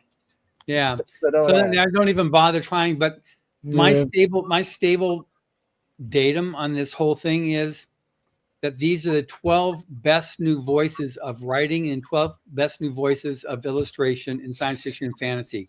That is a true datum. And so regardless of where you're the grand prize or not, you've been selected by some of the top artists in the world and top writers in science fiction and fantasy. So the fact that you've been selected, you're already in that top ranking of new voice because the number of entries that come in to be able to rise to the top of that is quite an accolade to you and yourself as an artist or as a writer. So the fact that can't pick out who's the winner, I don't really care. I'm always amazed with the fact that over the nearly 1,000 winners that we've had, the probably less than two handfuls of people have not had a personality. everybody's just been amazing, except for like literally like two handfuls of people out of 1,000 Now, people. now I want a list of who has no personality. I'm sure. Yes. You got people that they have no manners. They're like, just like, really, it's like, but people can just go on and they can find out that they've got a family, got somebody that's got their back that will help them. You got people that will support you, that won't give you a rash of crap for, trying to make it. Won't say, they're not the ones that are going to tell you, okay, don't give up your day job. Not that you should, but they're not going to be there to be the backhanded compliment that just leaves that little smart on your face when they've said it. You're not going to find that with this contest. And that's why all these awards, we just, Volume 40 is winning more awards. I just got an email saying, are you going to come out to the awards ceremony to pick up your award? So it's, we just, we get these more. I just got an email from IBPA, Independent Book Publishers Association. Could give us the rest of the data because because we need it for the awards event. So it's that kind of stuff we get with regularity because it's such a well-known competition, and we already have everybody. So HeatherAnne, you're already saying you're an international best-selling artist just from having when we announced it, we had #1 in like 5 different categories. Wow. So it's just amazing what kind of recognition this book has. And then once it rolls out, we'll have a lot more. I'll tell you what, when I'm lecturing at different colleges around, I notice most everybody knows who Writers of the Futures. I know that the professors do too, because I get asked a lot about y'all. I mean, I've gotten into it with a couple of Tulane professors, but I was at LSU not that long ago. I got asked a couple of times. As Mississippi State, I got asked a couple of times. Ole Miss, I got asked a couple of times. I was at Virginia Tech. They asked. It seems like it doesn't matter. It doesn't even matter what I'm lecturing about because there's several different things I lecture about. It doesn't seem to matter. Somewhere doing the Q&A, because I always leave 45 minutes to an hour for Q&A. Someone's going to ask me about Writers of the Future, and I got a regular spiel I give them, but people know about y'all. People want to be part of it. It's a good thing to do. So if these people in these colleges are paying this much attention, who are later on going to run companies and get into businesses, then they're already aware that this is a good thing. One of my friends down here who owns a gaming company, we were talking about this not too long ago. He's fully and functionally aware. I didn't even know he knew who Writers of the Future was until one day he said, "Where are you going?" I said, "I'm headed out to LA for Writers of the Future." He said, "Oh, really? You know them people? Oh, man, that's a great contest." He went on and on and on. I had no idea, not even a clue he knew who y'all were. And but he did. And he said he actually prefers if people have, it's good to have when you hire somebody that has some kind of wind behind them or some really good credit behind them, so that when they come into a job, you don't feel like you have to be watching them every minute or every day. And I mean, if your friend here, I'm not going to pay for him, but if he wants to come out, I can invite him to it because I'll ask him. He can provide that opportunity to the winners, to people like HeatherAnne to create games and stuff. Yeah, we're going to have dinner. He's got a boat. I'm sorry, let me call it a yacht because he gets mad every time I call it a boat. But we're going out to dinner in May. I'll ask him when I see him. He's a character and a half is what he is. But he came down here originally. I met him through the press. He came down originally and said, "Look, I'm moving my company to Louisiana. I'm going to starting pay is $110,000. If you're an illustrator, an author, a programmer, everybody starts at the same pay. You work your way up from that point." And he came in, he hired like 30 each right off the bat. And he's constantly turning over and hiring people. And a lot of people get good careers out of him. But if he wants to come, he might find some good people to check out. We talked about that not that long ago. We were out having dinner on his Marky's boat. So he gets so mad when I call it. This thing's like 118 feet long. It's not a boat, but it's he's nice to be that kind of stinking rich. Let me tell you what. See, and all y'all can be that stinking rich, not me though. No, I can only be so rich and then I get aggravated. I got to go find something else to do with myself. Kimberly Watts, what do you got for us? You want to be an illustrator? Well, go to school, or do you have any talent at all? I tell you what, you can cheat. I'll help you cheat here. I shouldn't tell you this, but I'm going to help you cheat. So just before this show, there's a show called The Professional. Professional. That's right. And the lady who hosted is Echo Cherney. She's the coordinating judge for, guess what? Writers of the Future. So go listen to her. She has some great guests on. You can pick up some stuff. And you know what? She doesn't mind answering questions. I mean, don't go get crazy and ask her 5 million questions, but if you're a regular listener, a regular viewer, she'll help you out. She's really good at what she does. Actually, 2 of my hosts have started painting because of her. Yeah. Matter of fact, one of us telling us a little while ago, he's getting ready to go upload one of his paintings for the next show. And this boy couldn't have drawn an apple. Here he is painting. He said he's learning from her. Yeah, we also had a winner.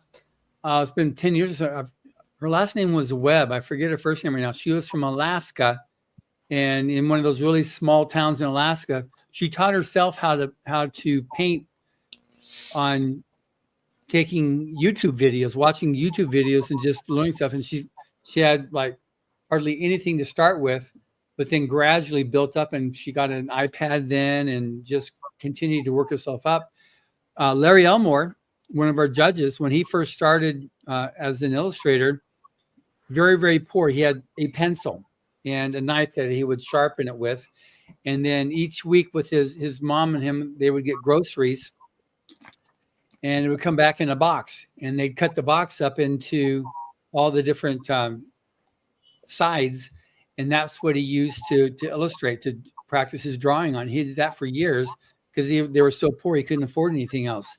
So there's that. And we've had so many winners that just had nothing to start with in terms of resources. We had this one girl, just a real sweetheart, a couple of years ago from Turkey, whose teachers were saying, no, don't do it. They were trying to stop her and tell her, don't do art. You know, you need to be an engineer or an artist or a doctor. And she was constantly being chastised for doing her art. She's now doing amazingly well at UCLA. I think she's in her junior year or senior year now. So you can, if you really have a drive to be an artist, you can do that. And it's not, nobody else is stopping you. You just need to have enough drive to do it yourself and to be able to learn. I mean, HeatherAnne, if you weren't listening to it at the beginning, and when she was in 2nd grade, you know, that's her decision to do that. And all of her stuff, her little program, her little books all had, you know, what do you want to be when you grow up? I'm an artist. And she's just been doing art since. So that's a big part of anything as a writer or as an artist. It's your own personal drive that's going to make it go. Does anybody want to chip in on that in terms of your comment? I have something to add to that. I very much am of the opinion that all you need to do to be an illustrator is just something to draw with, something to draw on, and then the desire to draw. And a lot of people say like you were born with a talent, but it just takes practice. It just takes time and studies and learning. Draw what you see, draw what you do, and just practice.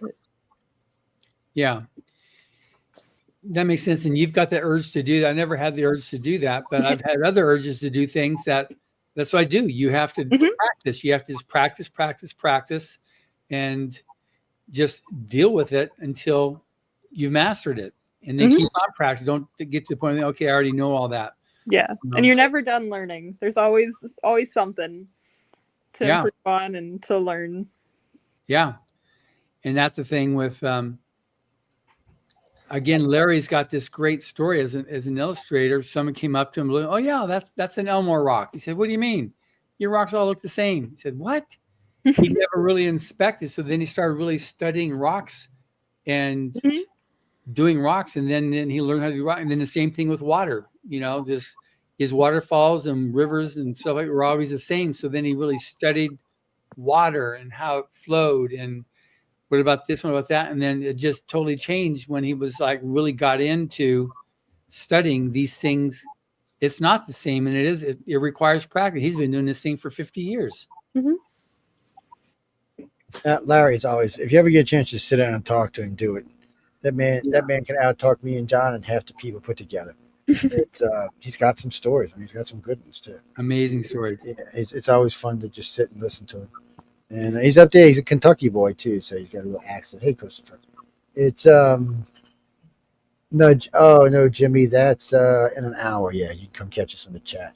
I always tell people, if you're going to come listen to chat, be sure you're not easily offended, because one of the five of us is going to offend somebody. So just if no, really, if you're offendable, it's not the show for you. I can tell you. We don't discriminate against anybody, anything. It just I'm just Where warning you you. discriminate against everybody. Yeah, same thing. Either way, it's it's we're equal opportunity haters or lovers. Just depends what kind of mood we're in.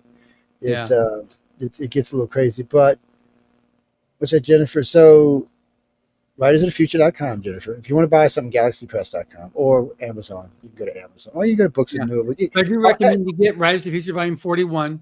It is the best new science fiction and fantasy writers for the year. And we've also got stories from Tim Powers. He's a 3-time World Fantasy Award winner. He's got a story in there. Robert Sawyer's got an article, an essay that he wrote on writing. Sean Williams wrote a story based on his cover art that was done by Craig Elliott. And then Tom Wood did an essay on becoming an artist and what his journey was and his advice. So I'll keep an eye on that Tom Wood guy. He's trouble, man. I'm just teasing. He knows his stuff. I'll say that. I like talking with him. He's well rounded. So is Dean. He's also well rounded in the way he looks at the world. People when you've been in business a long time, you kind of get an idea of how everything around you works. And that's one thing about him. There's a couple people there you're going to get to talk to, not about whether you're an author or an illustrator, but there's a lot of stuff when it comes to running a business or being part of a business or trying to keep your money safe or knowing how to invest or things like that. These guys are really good at this, and you can tell because they've been in business for a long time. So those are the kind of people you want to talk to. Anybody who's got a business and is successful over a long period of time, you want to talk to those people because that means you have a chance of following their success. It's not like the guy who went out and got his dad's 100,000 or his million. Oh, I'm rich now, and a year later you're not. That's not the way to be. Helen, the audiobook. When is it coming out? Like a month? It's coming out when the book comes out. So it's April 22nd. Okay, so there you go, Helen. Yeah, no, you can get it. You can pre-order it right now. Yes, go pre-order. Get it going. Pre-order. That'd be great. No, you see, Helen, you're like me. I prefer to, because it's hard for me to sit down and read. I can sit down and listen all day long because like when I'm doing archives or if I'm doing bids or promotions for customers or setting up meetings and stuff like that, or even writing lectures, I can listen. But trying to read that while I got everything else going, I don't absorb it enough when I'm reading it. I actually, unfortunately for me, I absorb things better when I hear it than when I see it. Yeah, it's probably because I'm a crazy old person. But it does work better for me, and I noticed that it works real good. I can listen to it. Well, because my problem was that I was learning how to taught speed reading very young, and speed reading I've gotten so used to it. For stories, it kind of takes something away from the story. I don't know how else to put it. It's like you're taking out chunks here and there. Those little bitty words that you go over and stuff end up making a difference sometimes in a decent story. Yeah, speed reading is not. It's actually not good. Period. I mean, some people will swear by it, but it's just you don't. There's no it totally reduces comprehension down to. It does. The only thing it's good for is documentary stuff that you can skip those words and it doesn't change anything. But when it comes to any kind of fiction, or it's not good to speed read. So I'd rather listen in that way. I'm not losing any parts of the story. Well, I can tell a difference when I listen to something when I read it. Yes, and I try to read normal. Just my brain it was trained that way when I was young, so it just wants to kick into that mode. So, oh no, everybody in my family's big readers. Everybody is. My son actually writes quite well. I just can't get him to submit anything to Galaxy Press. No, I know from listening to all these judges. He's skip out the old block. He's got decent talent. No, I can't write anything. He's actually got talent. And I told him, no, he asked me when they can. I said, yeah, you're pretty good. Somebody don't believe me. Go ask somebody who knows what the hell they're talking about. I said, just submit it to Writers of the Future. They'll tell you right there. You know, and I said, no, he just won't do it. I think he thinks it's going to be an embarrassment to me or something if he doesn't win. I'm like, no, just, most authors don't win first time. Right. Illustrators might, but authors don't. Authors usually round, 10, 12, 14 times before they win. It's dependent on, but, it varies. Darci won on her first submission. See, because she's got the big trophy. That's why. Yeah. I have a lot of outside help and support, so there you go. Yeah, that's always a good thing too. It is always a good thing. It helps when you can talk to people when you're writing or doing things. It's because anytime I'm writing stuff for work or stuff, I'll do a big stuff and then I'll hand it to somebody to reread it, and then I'll hand it to somebody else to reread it. Then I'll put it together and send it out because it's business stuff. Or like when I'm fighting with other radio stations or YouTube, I'll do the same thing. But it's good to have support. That's all I can say. It's good to have friends. It's good to have people know what the hell they're talking about. And ladies and gentlemen, when you get out there with these judges, they know what they're talking about. What is it, Philip? Who's rich? Tell me who. Some are more rich, but you got. I can't tell you which ones. You got to ask me. Well, you see, if you're not going to, no, I know which ones are rich and which ones are okay. Yes, I met them all, but still, that's just a moronic question to ask anyway. It's save that for another show or another night. What's that? So James from Philadelphia. Hey, what you doing up there in Philly? Is it raining today? How are things going? Anyway, James from Philadelphia. And this is just an open question for the room. He says, since all y'all are winners, how do you feel now? Two of y'all I know have won further back in the past. So this might be easier for y'all than for Heather, but he's basically just asking, after you won and you started moving forward, when did you feel like this was starting to pay off for y'all? It's a bad word, but still, you know what I mean. Anybody? Martin? Darci? I think it's going to have to depend how you define payoff, because I haven't given up my day job. But I mean, I'm going to have to earn a lot of writing money before I can give up my day job. I understand that one. Rewards are more than just money. Yeah, it is more than money. It is more than that. Well, I'm just seeing if he's going to change his question after he said that. But no, I guess he's not. I don't know. I think Darci's the one you got to ask that question to. She's down there high and say, "Don't ask me that damn question." What's the question? Oh, now I lost it. Hold on. Where the hell did it go? Did you, Mr. Philadelphia? Did you delete this or something? Well, maybe not. It's not in the chat group anymore. Okay, well. Sorry for that. All right. Oh, wait. Somebody's got to open it. Feedback or something. What is that? Let me see. Hello. Is it coming from that? No, it's not coming from that one. Let's try this one. Is it coming from that one? Hello. No, it's not coming from that one. Oh, come on. Christopher Ray. That can't be a real name. I'm not believing you that that's a real name. No, I'm not believing that that's a real name. You mean me? What is my favorite genre? Sci-fi. Yeah, I like sci-fi. Fantasy, I like fantasy too. I don't know. I like all of it, to be honest with you. When I start reading through one of the books, I find that stories that I didn't think I might not have been attracted to that are actually I enjoy the fantasy stories. I don't know about horror, but there's not much in the way of real horror out there. Yeah, and I'm not the hugest horror fan to start off with. I don't know. I'm not a writer yet. So Pete, no, I'm sorry, it's the wrong one. Scroll up. Jessica, where you at, Jessica? Hi, Jessica. Miami, Florida. How's Miami? And I've been to Miami many, many times. Yes, Miami's a great place. I was just down in Keys not too long ago. Visited another famous author's home, matter of fact. Yes. I was down there. I actually went to visit some friends, but I figured while I was there, I might as well go ahead. You got something weird on your microphone, Joe. I don't know if it's mine or where is it coming from. I was seeing.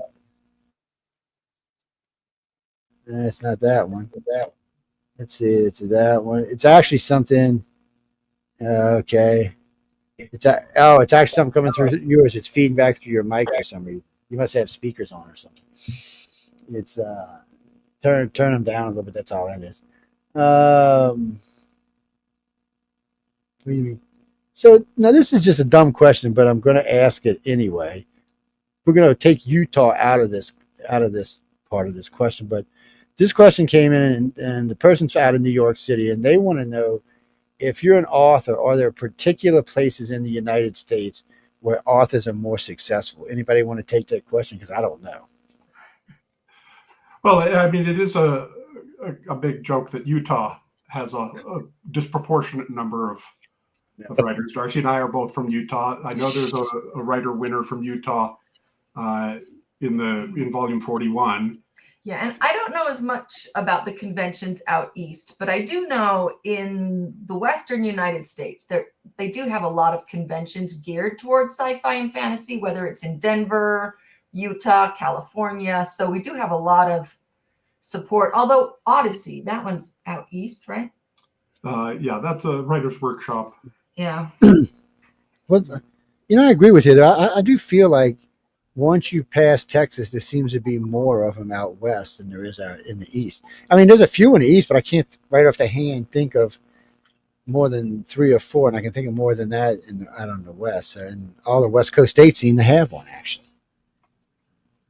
Oh, we mean Frank? No, the reason I said Utah is because what he was just talking about is Utah seems to have a lot of people who write. Mm-hmm. I've met a lot of authors out of Utah. Most of them in science fiction, but not all of them. I guess because Utah's where the aliens live. I have no idea. It's exactly what you said, though. It's community that they have enough people there, all with a value on writing and reading, so that it builds a community there that is, I mean, he's never been a winner here, but our friend Gama Martinez literally moved to Utah because of the community he knew he would be able to interact with, got himself a job there, eventually got himself a wife there because of the community he knew he would have. So I'm not moving to Utah, but I kind of envy Gama that boldness to do that, and it's helped him. Well, I like Utah. I've been there several times. I've actually done several lectures in Utah, and I was just there not too long ago. Actually, I was there about 2 years ago when I went to go visit John up at FanX. And there's lots of Utah I like. Moab I really like for some reason. But there's somewhere where I go do regular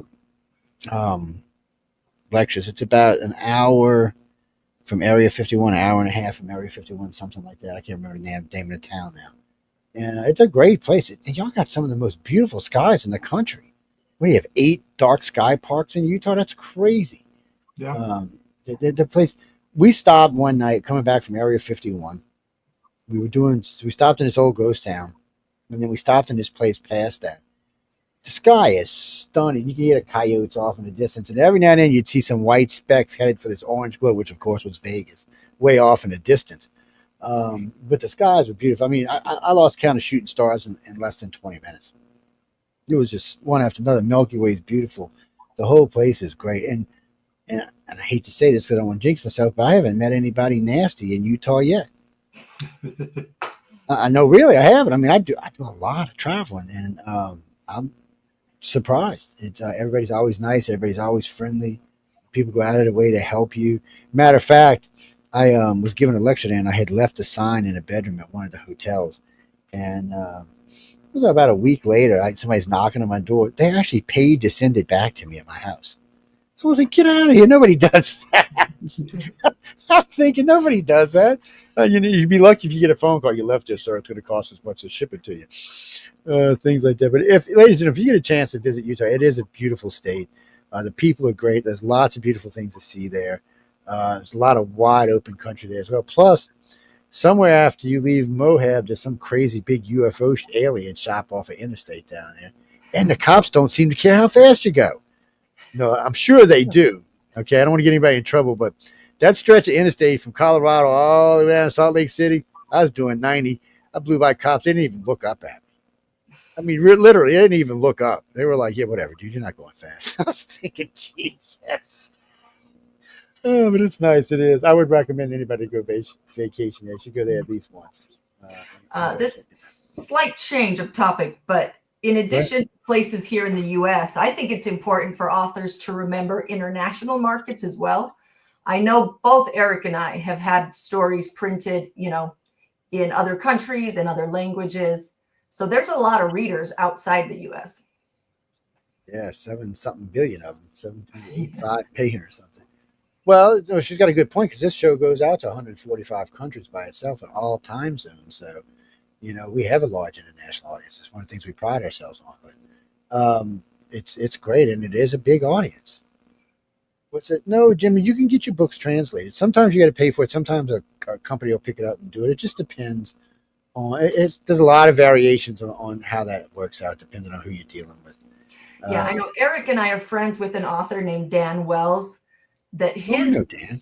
Yeah, so his books did really well in Germany, and his family actually moved to Germany for a while, and that was one of his big markets. They really liked. He kind of had a what would you call it? Dark fantasy kind of. Yeah.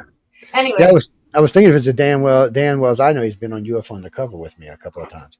It's anyway. We won't go there. That's a good show too, people. If you don't mind being scared every once in a while.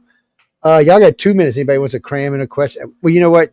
No more questions. Y'all just forget it. We're going to start with who came in first. So we're going to start with Heather. Heather, you anything you want to say before we get out of here? Or anybody want to slap or anything like that?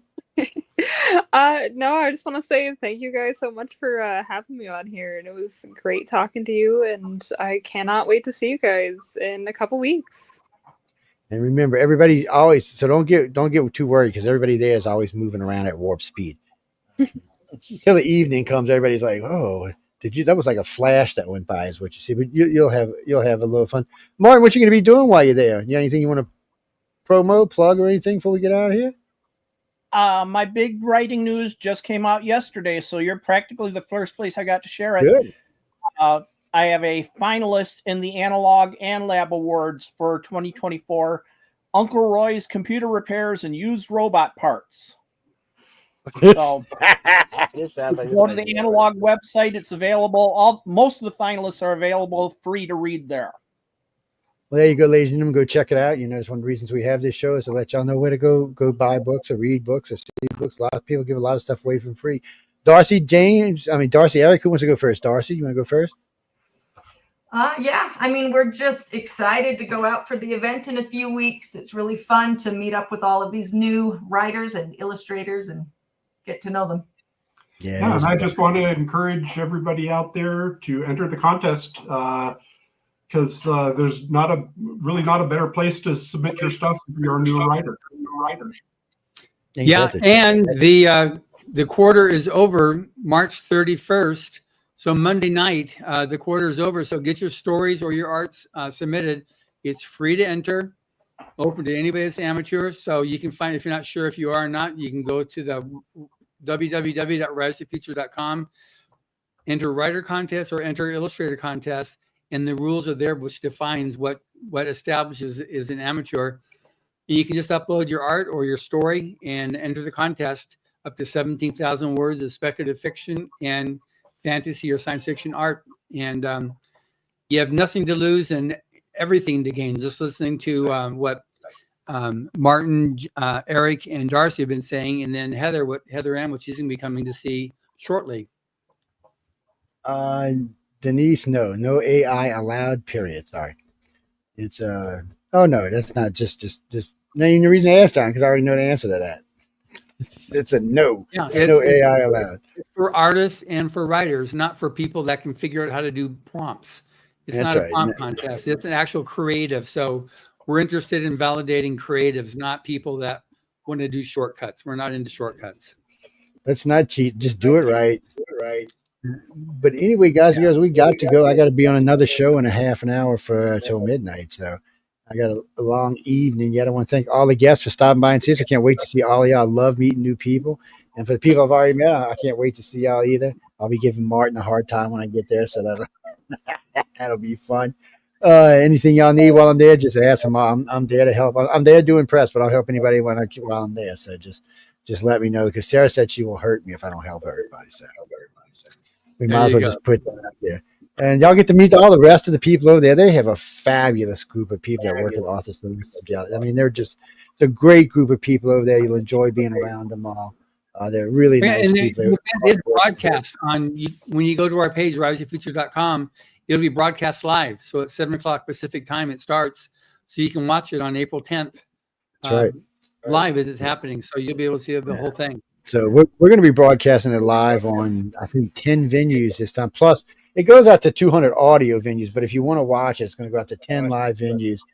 It will be on Roku television. So if you have a Roku TV, you can watch it on there, or a Roku on your thing. If you have Amazon Fire Stick, you'll actually be able to watch it there. Of course, we'll be on YouTube and Rumble. So if you want to watch it there, you can as well. Jimmy, Rumble is a TV thing. If you've got Roku or any of the other ones, they're actually on there, so you can watch them on video as well. And then, of course, if you got Facebook, you can watch us on Facebook if you watch us there. But it'll be all those venues plus the ones that John and them are broadcasting on. So you shouldn't have any problem finding it. I know it goes out to a large audience. It's a lot of fun to watch. It's always a great event. I've seen it a lot of times now. And if you want to get an idea, you can go watch them. The old ones are still available on both their website and ours. So if you go to writersfuture.com on YouTube, or you can go to any one of our YouTube pages and hunt around and find it. Well, I know we got to get out of here, so I want to thank everyone for joining the Authors Quill and United Public Radio. I hope everyone has a great evening, or great morning, or great afternoon wherever you are on our big blue, beautiful planet. Until later, have a good evening. Good night, everybody. Night all.